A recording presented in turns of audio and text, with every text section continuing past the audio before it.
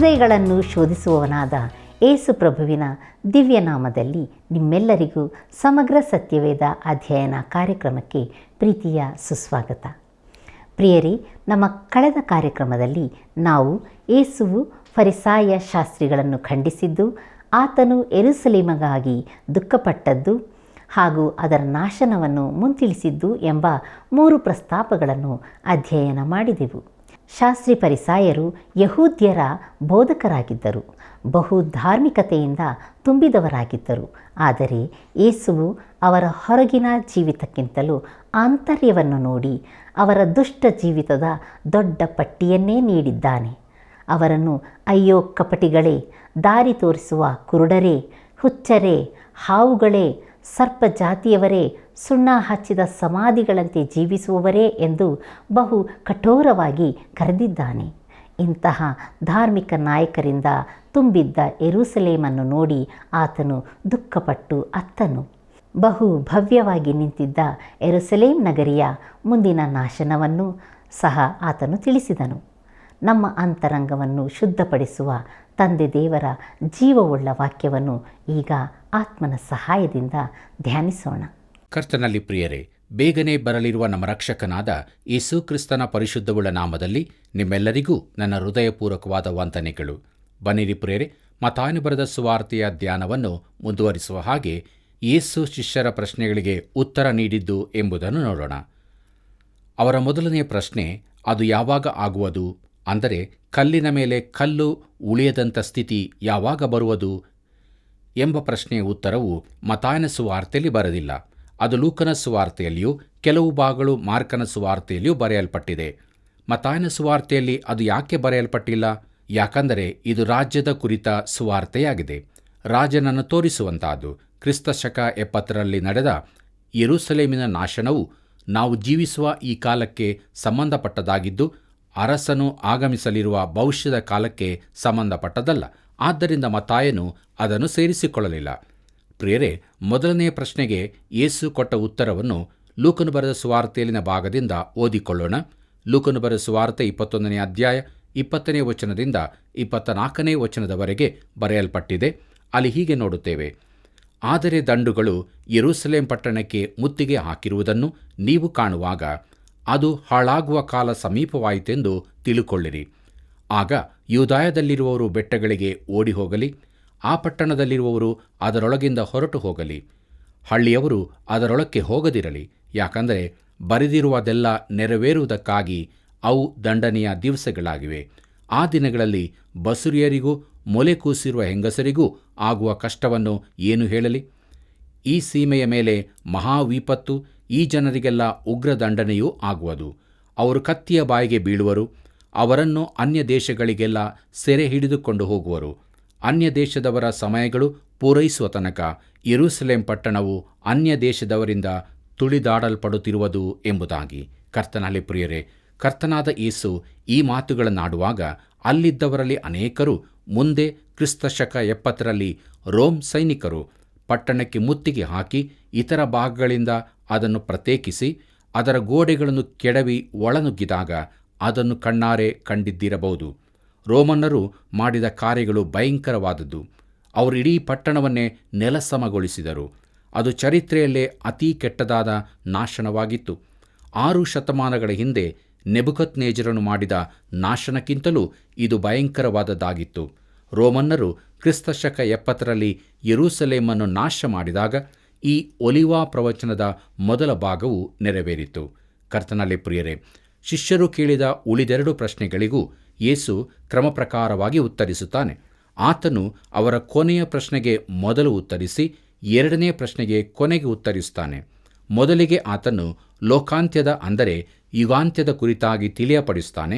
ಲೋಕವು ಅಂತ್ಯವಾಗುವುದಿಲ್ಲ, ಹಳೆಯ ಜಗತ್ತು ದಾಟಿ ಹೋಗಿ ಅದರ ಸ್ಥಾನದಲ್ಲಿ ಹೊಸತು ಸ್ಥಾಪನೆಯಾಗುತ್ತದೆ.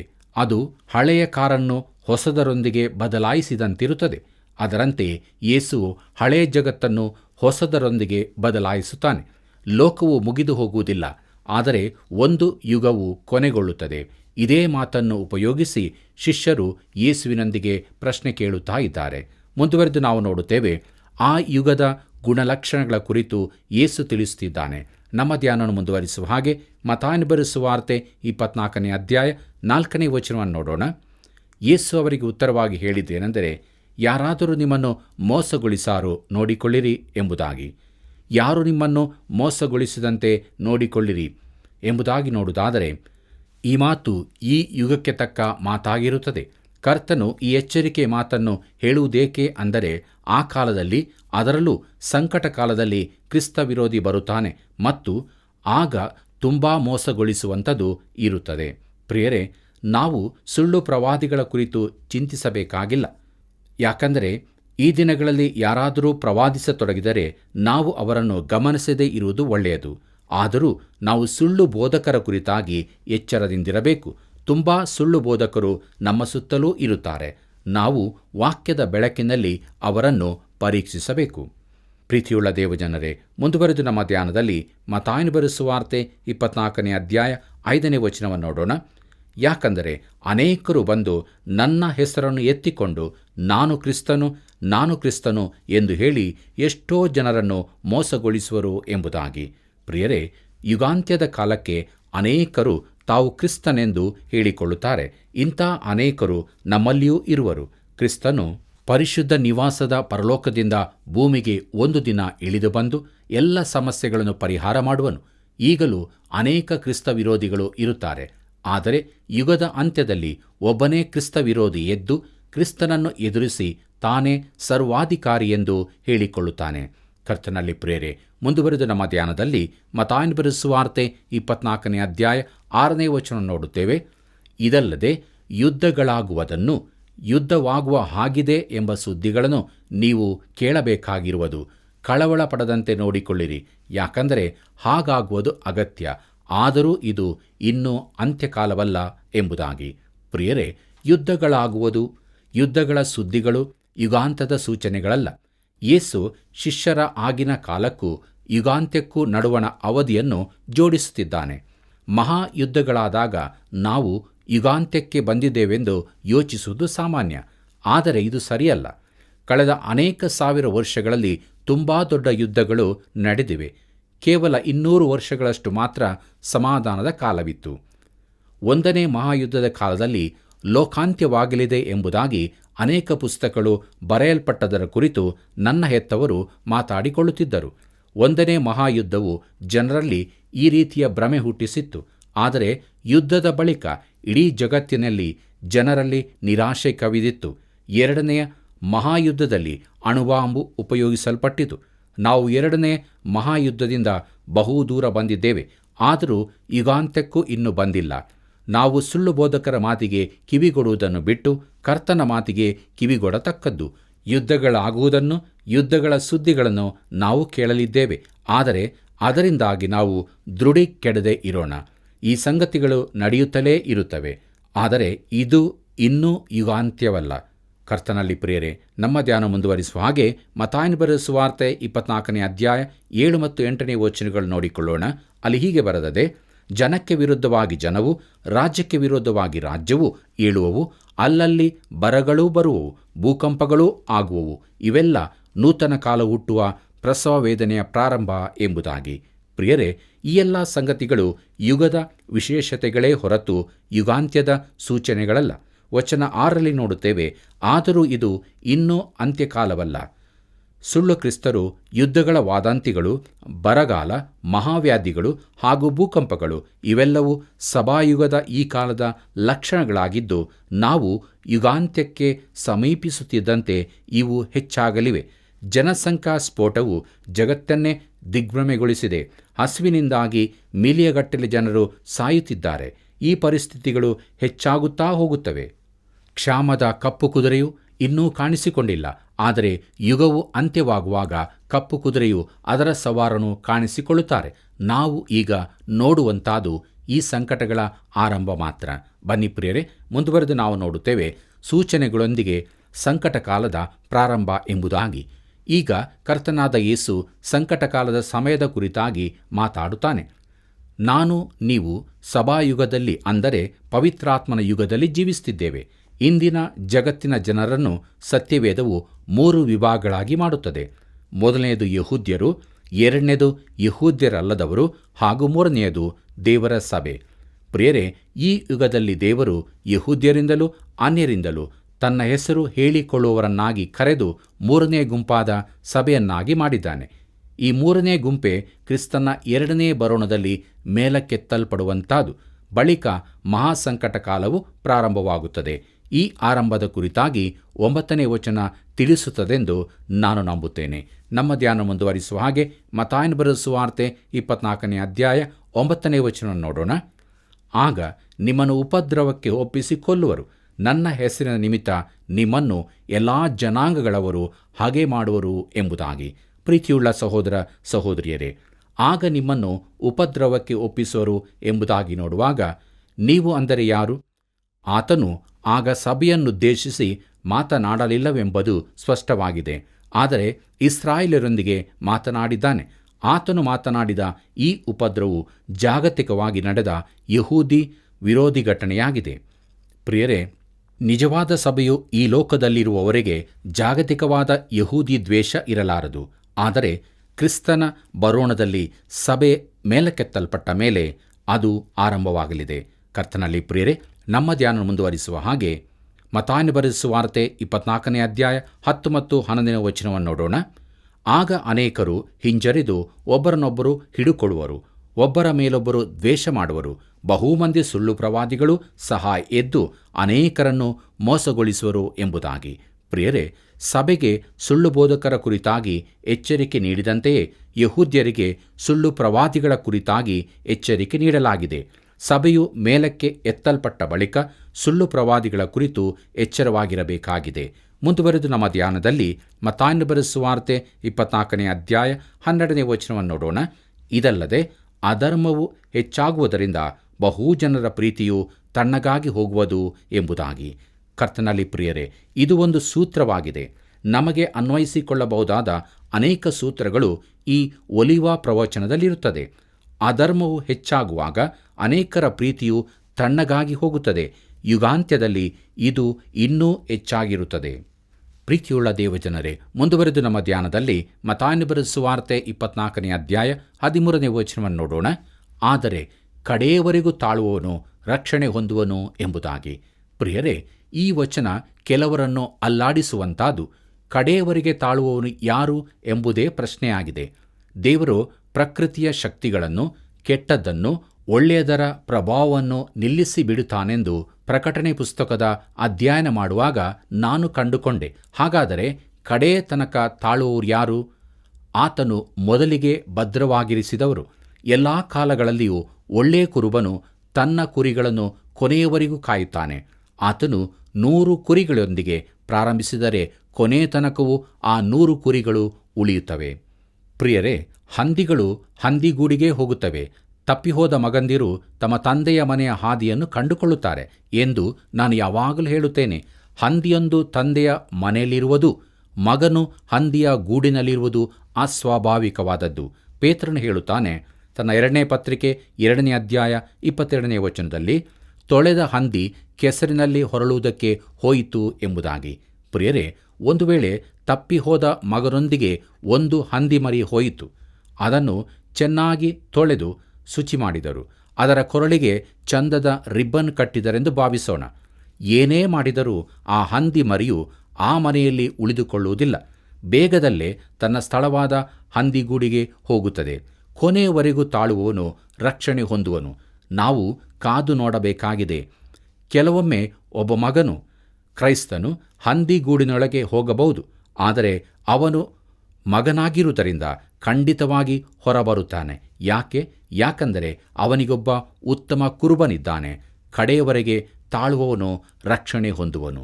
ಬನ್ನಿ ಪ್ರಿಯರೇ, ಮುಂದುವರೆದು ನಾವು ಮತ್ತಾಯನ ಬರೆದ ಸುವಾರ್ತೆ 24ನೇ ಅಧ್ಯಾಯ 14ನೇ ವಚನವನ್ನು ನೋಡೋಣ.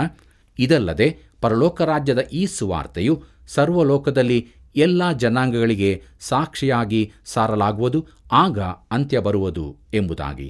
ಪ್ರಿಯರೇ, ಪರಲೋಕ ರಾಜ್ಯದ ಸುವಾರ್ತೆ ಎಂದರೆ ಸ್ಥಾನಿಕನಾದ ಯೋಹಾನನು ಸಾರಿದ್ದೆ. ಮುಂದುವರೆದು ನಾವು ನೋಡುತ್ತೇವೆ ಮತ್ತಾಯನ ಬರೆದ ಸುವಾರ್ತೆ 3ನೇ ಅಧ್ಯಾಯ 2ನೇ ವಚನದಲ್ಲಿ, ಪರಲೋಕ ರಾಜ್ಯವು ಸಮೀಪವಾಯಿತು, ದೇವರ ಕಡೆಗೆ ತಿರುಗಿಕೊಳ್ಳಿರಿ ಎಂದು ನಮ್ಮ ಕರ್ತನಾದ ಯೇಸು ಕೂಡ ಇದೇ ಸಂದೇಶದೊಂದಿಗೆ ತನ್ನ ಸೇವೆಯನ್ನು ಪ್ರಾರಂಭಿಸಿದ್ದನು. ಮತ್ತಾಯನ ಬರೆದ ಸುವಾರ್ತೆ 4ನೇ ಅಧ್ಯಾಯ 17ನೇ ವಚನ ನೋಡುತ್ತೇವೆ. ಅಂದಿನಿಂದ ಯೇಸು ಪರಲೋಕ ರಾಜ್ಯವು ಸಮೀಪಿಸಿತು, ದೇವರ ಕಡೆಗೆ ತಿರುಗಿಕೊಳ್ಳಿರಿ ಎಂದು ಸಾರಿ ಹೇಳುವುದಕ್ಕೆ ಪ್ರಾರಂಭಿಸಿದನು. ತನ್ನ ಅಪೋಸ್ತಲರನ್ನು ಕೂಡ ಅದೇ ಸಂದೇಶದೊಂದಿಗೆ ಕಳುಹಿಸಿದನು. ಆದರೆ ಮತ್ತಾಯನ ಬರೆದ ಸುವಾರ್ತೆ 11ನೇ ಅಧ್ಯಾಯ 28ನೇ ವಚನದಲ್ಲಿ ಕರ್ತನ ಸಂದೇಶವು ಬದಲಾಗಿ, ಎಲೈ ಕಷ್ಟಪಡುವವರೇ, ಹೊರೆ ಹೊತ್ತವರೇ, ನೀವೆಲ್ಲರೂ ನನ್ನ ಬಳಿಗೆ ಬನ್ನಿರಿ, ನಾನು ನಿಮಗೆ ವಿಶ್ರಾಂತಿ ಕೊಡುವೆನು ಎಂದಾಯಿತು. ಮುಂದುವರೆದು ಮತ್ತಾಯನ ಬರೆದ ಸುವಾರ್ತೆ 20ನೇ ಅಧ್ಯಾಯ 28ನೇ ವಚನದಲ್ಲಿ, ಆತನು ತಾನು ತನ್ನ ಪ್ರಾಣವನ್ನು ಬಹು ಜನರಿಗಾಗಿ ಈಡುಕೊಡುವುದಕ್ಕೆ ಬಂದಿದ್ದೇನೆ ಎಂದು ಹೇಳಿದನು ಎಂಬುದಾಗಿ.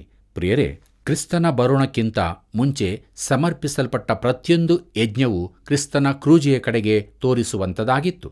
ಆತನು ಬಂದ ಬಳಿಕದ ಪ್ರತಿಯೊಂದು ನೆನಪು ಆತನ ಕ್ರೂಜೆಯ ಕಡೆಗೆ ತೋರಿಸುವಂಥದ್ದಾಗಿತ್ತು. ಇದನ್ನು ತಿಳಿದುಕೊಳ್ಳುವ ಹಾಗೆ ಆದಿಕಾಂಡ ಪುಸ್ತಕ 4ನೇ ಅಧ್ಯಾಯದ ಕಡೆಗೆ ಬರೋಣ. ಅಲ್ಲಿ ಹೇಬೇಲನು ದೇವರಿಗೆ ತಂದ ಯಜ್ಞದ ಕುರಿತು ಬರೆಯಲ್ಪಟ್ಟಿದೆ. ಅವನು ಕುರಿಮರಿಯೊಂದನ್ನು ತಂದನು. ನೀವು ಅಲ್ಲಿರುತ್ತಿದ್ದರೆ ಹೇಬೇಲನನ್ನು ಕೇಳುತ್ತಿದ್ದೀರಿ, ನೀನು ಈ ಕುರಿಮರಿಯನ್ನು ಯಾಕೆ ತರುತ್ತಿದ್ದೀ? ಚಿಕ್ಕ ಪ್ರಾಣಿಯೊಂದು ನಿನ್ನ ಪಾಪಗಳನ್ನೆಲ್ಲ ತೆಗೆದುಹಾಕಲು ಸಾಧ್ಯವಿದೆಯೋ ಎಂಬುದಾಗಿ. ಅವನು ಆಗ ಉತ್ತರಿಸುತ್ತಿದ್ದನು, ಖಂಡಿತ ಇಲ್ಲ. ದೇವರು ಹಾಗೆ ಹೇಳಿದ್ದರಿಂದ ನಾನು ಈ ಕುರಿಮರಿಯನ್ನು ತಂದಿದ್ದೇನೆ. ನಾನು ನಂಬಿಕೆಯಿಂದ ಹಾಗೆ ಮಾಡಿದ್ದೇನೆ. ಆಗ ನೀವು ಕೇಳುತ್ತೀರಿ, ಅದು ನಿನ್ನ ಪಾಪವನ್ನು ತೆಗೆದು ಹಾಕಲಾರದಾದರೆ ಅದನ್ನು ಆತನು ತರುವುದಕ್ಕೆ ನಿನಗೆ ಯಾಕೆ ಹೇಳಿದನು ಎಂಬುದಾಗಿ. ಆಗ ಹೇಬೇಲನು ಈ ರೀತಿ ಉತ್ತರ ಕೊಡುತ್ತಿದ್ದನು, ಈ ಚಿಕ್ಕ ಕುರಿಮರಿಯು ಮುಂದೆ ಬರತಕ್ಕ ಒಬ್ಬಾತನನ್ನು, ಶ್ರೀ ಸಂತಾನವಾದಾತನನ್ನು ಸೂಚಿಸುತ್ತದೆ. ಆ ಒಬ್ಬಾತನು ನಮ್ಮೆಲ್ಲರ ಪಾಪವನ್ನು ತೆಗೆಯಬಲ್ಲವನು. ನಾನು ಒಬ್ಬ ಪಾಪಿಯೆಂದು, ನನಗಾಗಿ ಪ್ರಾಯಶ್ಚಿತ್ತವೊಂದರ ಅಗತ್ಯವಿದೆಯೆಂದು ತಿಳಿದುಕೊಂಡು ನಾನು ನಂಬಿಕೆಯಿಂದ ಈ ಕುರಿಮರಿಯನ್ನು ತಂದಿದ್ದೇನೆ. ಪ್ರಿಯರೇ, ಹೇಬೇಲನು ಮುಂದೆ ಬರಲಿರುವಾತನನ್ನು ಮುನ್ನೋಡುವನಾಗಿದ್ದನು. ಕರ್ತನಲ್ಲಿ ಪ್ರಿಯರೇ, ಈಗ ನಾವು ಯೋಚಿಸುತ್ತಿದ್ದ ವಚನಕ್ಕೆ ಹಿಂತಿರುಗೋಣ. ಪರಲೋಕ ರಾಜ್ಯದ ಈ ಸುವಾರ್ತೆಯು ಸರ್ವಲೋಕದಲ್ಲಿ ಎಲ್ಲ ಜನಾಂಗಗಳಿಗೆ ಸಾಕ್ಷಿಗಾಗಿ ಸಾರಲಾಗುವುದು. ಆಗ ಅಂತ್ಯವು ಬರುವುದು. ಸಭೆಯು ಈ ಲೋಕದಲ್ಲಿರುವಾಗ ದೇವರ ಕೃಪೆಯ ಸುವಾರ್ತೆಯು ಲೋಕದಲ್ಲೆಲ್ಲ ಸಾರಲ್ಪಡುವ ತನಕ ಅಂತ್ಯವೂ ಬರುವುದಿಲ್ಲ ಎಂಬುದಾಗಿ ಇದರ ಅರ್ಥವಲ್ಲ. ಅನೇಕರು ಈ ವಚನವನ್ನು ತಮ್ಮ ಸತ್ಯವೇದ ಪ್ರಸಾರಕ್ಕೆ ಆಧಾರವಾಗಿ ಉಪಯೋಗಿಸುವವರಾಗಿದ್ದಾರೆ. ಸುವಾರ್ತೆಯನ್ನು ಲೋಕದ ಕಟ್ಟಕಡೆಯವರೆಗೆ ತಲುಪಿಸಲು ಬಯಸುವುದು ಒಳ್ಳೆಯದೇ, ಆದರೂ ಅದಕ್ಕಾಗಿ ಈ ವಚನವನ್ನು ಆಧಾರ ಮಾಡಿಕೊಳ್ಳುವುದು ಸರಿಯಲ್ಲ. ಸತ್ಯವೇದ ವಚನವನ್ನು ಅದರ ಸಂದರ್ಭಕ್ಕೆ ಸರಿಯಾಗಿ ಅರ್ಥ ಮಾಡಿಕೊಳ್ಳುವುದು ಅಗತ್ಯ. ಯುಗದ ಸಮಾಪ್ತಿಗೆ ಸೂಚನೆಗಳೇನು ಎಂಬ ಪ್ರಶ್ನೆಗೆ ಕರ್ತನು ಇಲ್ಲಿ ಉತ್ತರಿಸುತ್ತಿದ್ದಾನೆಂಬುದನ್ನು ನೆನಪಿಸಿಕೊಳ್ಳಿರಿ. ಆ ಯುಗದ ಸಮಾಪ್ತಿಯ ಕುರಿತಾಗಿ ಆತನು ಮಾತನಾಡುತ್ತಿದ್ದಾನೆ. ಮುಂದುವರೆದು ನಾವು ನೋಡುತ್ತೇವೆ, ಮಹಾ ಸಂಕಟ ಕಾಲವು, ಅದರೊಂದಿಗಿನ ದುಃಖ ಸಂಕಟಗಳು ಎಂಬುದಾಗಿ. ಈ ಕಾಲವನ್ನು ಗುರುತಿಸುವುದಕ್ಕೆ ಕೆಲವು ಸೂಚನೆಗಳನ್ನು ಯೇಸು ಕೊಡುತ್ತಿದ್ದಾನೆ. ಕರ್ತನಲ್ಲಿ ಪ್ರಿಯರೇ, ನಮ್ಮ ಧ್ಯಾನ ಮುಂದುವರಿಸುವ ಹಾಗೆ ಮತ್ತಾಯನ ಬರೆದ ಸುವಾರ್ತೆ 24ನೇ ಅಧ್ಯಾಯ 15ನೇ ವಚನವನ್ನು ನೋಡೋಣ. ಆದುದರಿಂದ ಪ್ರವಾದಿಯಾದ ದಾನಿಯೇಲನು ಹೇಳಿದಂಥ ಹಾಳು ಮಾಡುವ ಅಸಹ್ಯ ವಸ್ತುವು ಪವಿತ್ರ ಸ್ಥಾನದಲ್ಲಿ ನಿಂತಿರುವುದನ್ನು ನೀವು ಕಾಣುವಾಗ ಎಂಬುದಾಗಿ. ಪ್ರಿಯರೇ, ಈ ಹಾಳು ಮಾಡುವ ಅಸಹ್ಯ ವಸ್ತು ಯಾವುದು? ದಾನಿಯೇಲನು ಇಂಥ 2 ಸಂಗತಿಗಳ ಕುರಿತಾಗಿ ಹೇಳುತ್ತಾನೆ.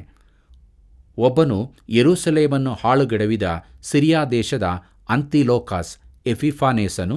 ದಾನಿಯೇಲ 11ನೇ ಅಧ್ಯಾಯ 31ನೇ ವಚನದಲ್ಲಿ ನಾವು ಹೀಗೆ ಓದುತ್ತೇವೆ, ಅವನು ಕೂಡಿಸುವ ಸೈನ್ಯವು ಆಶ್ರಯದುರ್ಗವಾದ ಪವಿತ್ರಾಲಯವನ್ನು ಹೊಲೆಗೆಡಿಸಿ ನಿತ್ಯ ಹೋಮವನ್ನು ನೀಗಿಸಿ ಹಾಳು ಮಾಡುವ ಅಸಹ್ಯ ವಸ್ತುವನ್ನು ಪ್ರತಿಷ್ಠಿಸುವುದು ಎಂಬುದಾಗಿ. ಪ್ರಿಯರೇ, ಚರಿತ್ರೆಯಲ್ಲಿ ನಾವು ನೋಡುವಂತೆ ಕ್ರಿಸ್ತಪೂರ್ವ 170ರಲ್ಲಿ ಅಂತಿಲೋಕಸ್ ಎಪಿಫಾನೇಸನು ಯೆರೂಸಲೇಮಿಗೆ ಮುತ್ತಿಗೆ ಹಾಕಿದನು. ಆಗ 100,000ಕ್ಕಿಂತಲೂ ಹೆಚ್ಚು ಮಂದಿ ಯಹೂದ್ಯರು ಕೊಲ್ಲಲ್ಪಟ್ಟರು. ಅವನು ದೇವಾಲಯದಲ್ಲಿನ ನಿತ್ಯ ಹೋಮವನ್ನು ನಿಲ್ಲಿಸಿ ಹಂದಿಯ ರಕ್ತವನ್ನು ಮಾಂಸವನ್ನು ಯಜ್ಞವೇದಿಯ ಮೇಲೆ ಚೆಲ್ಲಿ ಪರಿಶುದ್ಧ ಸ್ಥಾನದಲ್ಲಿ ಜಪಿಟರನ ವಿಗ್ರಹವನ್ನು ಸ್ಥಾಪಿಸಿದನು. ಆದರೆ ಇಲ್ಲಿ ಕರ್ತನು ಹೇಳುವಂಥದ್ದು ದಾನಿಯೇಲನು ಮುಂತಿಳಿಸಿದ 2ನೇ ಹಾಳು ಮಾಡುವ ಅಸಹ್ಯ ವಸ್ತುವಿನ ಕುರಿತಾಗಿ. ದಾನಿಯೇಲನ ಪ್ರವಾದನೆ ಗ್ರಂಥ 12ನೇ ಅಧ್ಯಾಯ 11ನೇ ವಚನವನ್ನು ನೋಡಿರಿ. ಮತ್ತು ಇದು ದೇವಾಲಯದಲ್ಲಿ ಪ್ರತಿಷ್ಠಾಪಿಸಲ್ಪಡಲಿರುವ ಅಂತಿಕ್ರಿಸ್ತನ, ಅಂದರೆ ಕ್ರಿಸ್ತ ವಿರೋಧಿಯ ವಿಗ್ರಹವಾಗಿರುತ್ತದೆಂದು ನಾನು ನಂಬುತ್ತೇನೆ. ಸಂಕಟ ಕಾಲದಲ್ಲಿ ದೇವಾಲಯವು ತಿರುಗಿ ಕಟ್ಟಲ್ಪಟ್ಟು ಇಸ್ರಾಯೇಲ್ಯರು ಪ್ಯಾಲೆಸ್ತೇನಿನಲ್ಲಿ ತಿರುಗಿ ಸೇರಿ ಬರುವರು.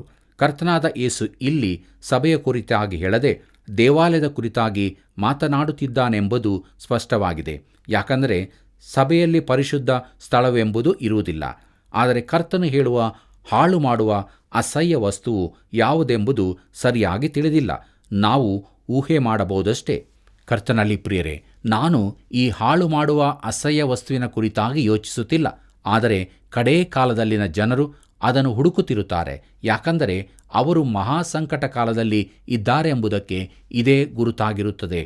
ಕ್ರಿಸ್ತ ವಿರೋಧಿ ಹಾಗೂ ಅವನ ಅಸಹ್ಯ ವಸ್ತುಗಳ ಕುರಿತು ಹುಡುಕುವ ಬದಲಾಗಿ ಭಾಗ್ಯಕರವಾದ ನಿರೀಕ್ಷೆಯನ್ನು ಮತ್ತು ಯೇಸು ಕ್ರಿಸ್ತನ ಪ್ರಭಾವದ ಪ್ರತ್ಯಕ್ಷತೆಯನ್ನು ಎದುರು ನೋಡುತ್ತಾ ಇರಬೇಕೆಂದು ಹೇಳಿಯದೆ. ಇದನ್ನು ಪೌಲನು ತೀತನಿಗೆ ಬರೆದ ಪತ್ರಿಕೆ 2ನೇ ಅಧ್ಯಾಯ 13ನೇ ವಚನದಲ್ಲಿ ನೋಡುತ್ತೇವೆ. ಪ್ರಿಯರೇ, ಕರ್ತನಾದ ಯೇಸು ಹೇಳುತ್ತಾನೆ, ಇದನ್ನು ಓದುವವನು ತಿಳುಕೊಳ್ಳಲಿ ಎಂಬುದಾಗಿ. ಅಂದರೆ ಆ ಕಾಲದಲ್ಲಿ ಜೀವಿಸುವವರು ಅದನ್ನು ಗ್ರಹಿಸಿಕೊಳ್ಳುತ್ತಾರೆ. ನಾನು ನೀನು ಆಗ ಅಲ್ಲಿರುವುದಿಲ್ಲವಾದ್ದರಿಂದ ನಮಗೆ ಆತನು ಹೆಚ್ಚಿನ ವಿವರಗಳನ್ನು ಕೊಡಲಿಲ್ಲ. ಸಮಯ ಸೂಚಕವಾದ ಇನ್ನೊಂದು ಪದ ಇಲ್ಲಿ ಕೊಡಲ್ಪಟ್ಟಿದೆ. ಅದೇನೆಂದರೆ ಹಾಳು ಮಾಡುವ ಅಸಹ್ಯ ವಸ್ತುವು ಪ್ರತ್ಯಕ್ಷವಾದಾಗ ಎಂಬುದಾಗಿ. ಕರ್ತನಲ್ಲಿ ಪ್ರಿಯರೇ, ನಮ್ಮ ಕಾರ್ಯಕ್ರಮದ ಅಂತ್ಯಭಾಗಕ್ಕೆ ನಾವು ಬಂದಿರುವಾಗ ಕೊನೆಯದಾಗಿ ಮತ್ತಾಯನ ಬರೆದ ಸುವಾರ್ತೆ 24ನೇ ಅಧ್ಯಾಯ 16ನೇ ವಚನವನ್ನು ನೋಡೋಣ. ಯೂದಾಯದಲ್ಲಿರುವವರು ಬೆಟ್ಟಗಳಿಗೆ ಓಡಿ ಹೋಗಲಿ ಎಂಬುದಾಗಿ. ಪ್ರಿಯರೇ, ನಾನು ನೀನು ಹೀಗೆ ಬೆಟ್ಟಗಳಿಗೆ ಓಡಿ ಹೋಗುವ ಕುರಿತು ಯೋಚಿಸಬೇಕಾಗಿಲ್ಲ. ಅನುದಿನವೂ ಸಿದ್ಧರಾಗಿದ್ದು ಆತನ ಬರೋಣವನ್ನು ಎದುರು ನೋಡುತ್ತಾ ಜೀವಿಸುವುದು ನಮ್ಮ ಕರ್ತವ್ಯವಾಗಿದೆ. ಪ್ರೀತಿಯುಳ್ಳ ಸಹೋದರ ಸಹೋದರಿಯರೇ, ಕ್ರಿಸ್ತನ ಬರೋಣದಲ್ಲಿ ನಾವು ಸೇರಲ್ಪಡಬೇಕು ಎಂಬ ನಿರೀಕ್ಷೆಯಲ್ಲಿ ಅನುದಿನವೂ ನಾವು ಜೀವಿಸುವರಾಗಬೇಕು. ಈ ಒಂದೇ ನಿರೀಕ್ಷೆ ವಿಶ್ವಾಸಿಗಳೆಲ್ಲರಲ್ಲಿ ಇರಬೇಕಾಗಿದೆ. ಸಮಯ ಕಾಲಗಳನ್ನು ಆಲೋಚಿಸದೆ ಸ್ಥಿರಚಿತ್ತದಿಂದ ಜಾಗ್ರತೆಯಿಂದ ಜೀವಿತವನ್ನು ಜೀವಿಸಿ ಆತನ ರಾಜ್ಯದಲ್ಲಿ ಪ್ರವೇಶಿಸೋಣ. ಹೀಗಾಗುವಂತೆ ದೇವರು ತಾನೇ ಸಹಾಯ ಮಾಡಲಿ. ಆತನ ಕೃಪೆಯು ಸದಾ ನಿಮ್ಮೆಲ್ಲರ ಸಂಗಡ ಇರಲಿ. ಬನ್ನಿರಿ, ಪ್ರಾರ್ಥನೆ ಮಾಡಿಕೊಳ್ಳೋಣ. ಪ್ರೀತಿ ಸ್ವರೂಪನಾದ ದೇವರೇ, ನಮ್ಮ ರಕ್ಷಕನೇ, ನಮ್ಮ ಒಡೆಯನೇ, ನೀನು ನಮಗೆ ಅನುಗ್ರಹಿಸಿಕೊಟ್ಟಂಥ ನಿನ್ನ ಜೀವವುಳ್ಳ ವಾಕ್ಯಗಳಿಗಾಗಿ ನಿನಗೆ ಅನಂತ ಸ್ತೋತ್ರವನ್ನು ಸಲ್ಲಿಸ್ತೇವೆ. ಹೌದು, ಅನುದಿನವೂ ನಮ್ಮ ಜೀವಿತ ನಿನ್ನ ಬರೋಣದ ಪ್ರತ್ಯಕ್ಷತೆಯನ್ನು ಎದುರು ನೋಡುತ್ತಾ ಆ ಭಾಗ್ಯಕರವಾದ ನಿರೀಕ್ಷೆಯನ್ನು ಹೊಂದುವುದಕ್ಕಾಗಿ ಆ ನಿರೀಕ್ಷೆಯಲ್ಲೇ ಮುಂದೆ ಸಾಗುವಂಥ ಜೀವಿತವಾಗಬೇಕು ಎಂಬುದಾಗಿ ನೀನು ತಿಳಿಸಿದ್ದಿ. ನಾವು ಆ ರೀತಿಯಲ್ಲಿ ಇದ್ದೇವೋ ಇಲ್ಲವೋ ಎಂಬುದಾಗಿ ನೀನು ಮಾತ್ರ ಬಲ್ಲಿ. ನಮ್ಮನ್ನು ಕರುಣಿಸು. ಒಂದು ವೇಳೆ ಆ ನಿರೀಕ್ಷೆ ನಮ್ಮಲ್ಲಿ ಇಲ್ಲದಿರುವುದಾದರೆ ಈ ದಿನವೇ ನಮಗೆ ಅದನ್ನು ಅನುಗ್ರಹಿಸಿಕೊಡು. ನಿನ್ನ ವಾಕ್ಯಗಳು ನಮ್ಮಲ್ಲಿ ಸಮೃದ್ಧಿಯಾಗಿ ವಾಸ ಮಾಡಲಿ. ತಂದೆಯಾದ ದೇವರೇ, ಯಾರ್ಯಾರು ಇನ್ನೂ ಲೋಕದಲ್ಲಿ ಲೋಕದವರಾಗಿ ಜೀವಿಸ್ತಾ ಇದ್ದಾರೋ ಅವರನ್ನು ಕರುಣಿಸಿ ನಿನ್ನ ಬಳಿಗೆ ಎಳೆದು ತರಬೇಕಾಗಿ ಬೇಡುತ್ತೇವೆ. ಕಷ್ಟ, ಸಮಸ್ಯೆ, ಕಣ್ಣೀರು, ರೋಗ, ಬೇನೆ ಬೇಸರದಲ್ಲಿ ಇರುವವರನ್ನು ಕರುಣಿಸಿ ನೀನು ಮುಟ್ಟಿ ನೀನು ಮಾತನಾಡಿ ನಿನ್ನ ವಾಕ್ಯವನ್ನು ಕಳಿಸಿ ಸ್ವಸ್ಥತೆಯನ್ನು, ಬಿಡುಗಡೆಯನ್ನು, ಸಮಾಧಾನವನ್ನು ಕೊಟ್ಟು ನಡೆಸು. ನಮ್ಮೆಲ್ಲರ ಜೀವಿತದಲ್ಲಿ ನಿನಗೆ ಮಾತ್ರ ಮಹಿಮೆಯಾಗಲಿ. ಯೇಸುವಿನ ನಾಮದಲ್ಲಿ ಬೇಡಿದ್ದೇವೆ ತಂದೆಯೇ, ಆಮೆನ್. ಪ್ರಿಯ ದೇವಜನರೇ, ಇದುವರೆಗೆ ಯೆರೂಸಲೇಮಿನ ನಾಶನದ ಕಾಲದಲ್ಲಿ ನಡೆಯುವ ಸಂಗತಿಗಳು ಹಾಗೂ ಯುಗಾಂತ್ಯದ ವಿಷಯಗಳ ಕುರಿತು ಬಹು ಸುದೀರ್ಘವಾಗಿ ಅಧ್ಯಯನ ಮಾಡಿದೆವು. ಈ ಕುರಿತು ಯೇಸುವಿನ ಶಿಷ್ಯರು ಆತನಿಗೆ ಅನೇಕ ಪ್ರಶ್ನೆಗಳನ್ನು ಕೇಳಿದರು. ಯೇಸುವು ಅವರಿಗೆ ನೀಡಿದ ಆ ಉತ್ತರಗಳು ಕೇವಲ ಅವರಿಗಾಗಿ ಮಾತ್ರವಲ್ಲದೆ ಇಂದು ಆತನ ವಾಕ್ಯವನ್ನು ಧ್ಯಾನಿಸುತ್ತಿರುವ ನಮಗೂ ಸಹ ಸಲ್ಲುತ್ತದೆ. ಆತನು ತಿಳಿಸಿರುವ ಅನೇಕ ಘಟನೆಗಳು ಈಗಾಗಲೇ ನಡೆಯುತ್ತಿರುವುದನ್ನು ನಾವು ನೋಡುತ್ತಿದ್ದೇವೆ. ಇನ್ನು ಎಚ್ಚೆತ್ತುಕೊಳ್ಳದೆ ಹೋದಲ್ಲಿ ನಮ್ಮ ಗತಿ ಏನು? ವರ್ಷದಿಂದ ವರ್ಷಕ್ಕೆ ಹೆಚ್ಚುತ್ತಿರುವ ಬೇಸಿಗೆಯ ಧಗೆಯಲ್ಲಿ ನಾವು ನರಳುತ್ತಿದ್ದೇವೆ. ಕೇವಲ 3-4 ತಿಂಗಳ ಧಗೆಯನ್ನೇ ನಾವು ಬಹು ಕಷ್ಟ ಸಾಧ್ಯ ಎನ್ನುವುದಾದರೆ ಎಂದಿಗೂ ಆರದ ನರಕದ ಬೆಂಕಿಯನ್ನು ನಾವು ಹೇಗೆ ಎದುರಿಸುತ್ತೇವೆ? ನರಕವು ಸೈತಾನನಿಗಾಗಿ ಉಂಟು ಮಾಡಲ್ಪಟ್ಟ ಬಹು ಘೋರವಾದ ಸ್ಥಳವಾಗಿದೆ. ಪ್ರಿಯರೇ, ಹಸಿರುಗಾವಲಲ್ಲಿ ತಂಗಿಸುವ ವಿಶ್ರಾಂತಿಕರವಾದ ನೀರಿನ ಬಳಿಗೆ ಬರಮಾಡುವ ಕರ್ತನ ಪಾದ ಸನ್ನಿಧಿಗೆ ಬನ್ನಿರಿ. ಕರ್ತನ ಕೃಪೆಯು ನಿಮ್ಮೆಲ್ಲರೊಂದಿಗೆ ಇರಲಿ.